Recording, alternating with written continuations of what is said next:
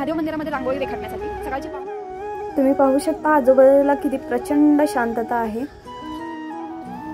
मंदिरात जाऊन शंभू महादेवाचे दर्शन घेतले व आज कृष्ण जन्माष्टमी असल्या कारणाने श्री कृष्णाची प्रतिकृती आज मी रांगोळीच्या माध्यमातून या ठिकाणी साकारणार आहे।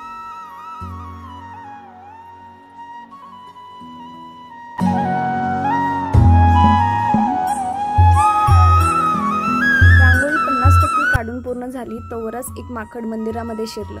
खूप भीती वाटायला लागली, कारण ते माकड रांगोळीकडे येते का काय असं वाटू लागलं, मात्र ते निघून गेलं।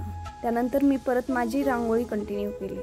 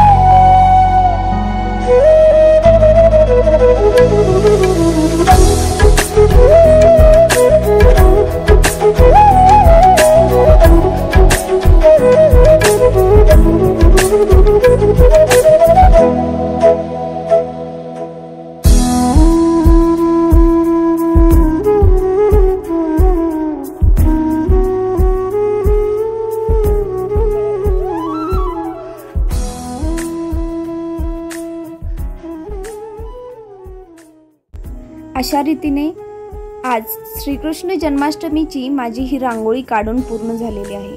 तुम्ही पाहू शकता। तुम्हाला कशी वाटली हे नक्की कमेंटमध्ये मला सांगा।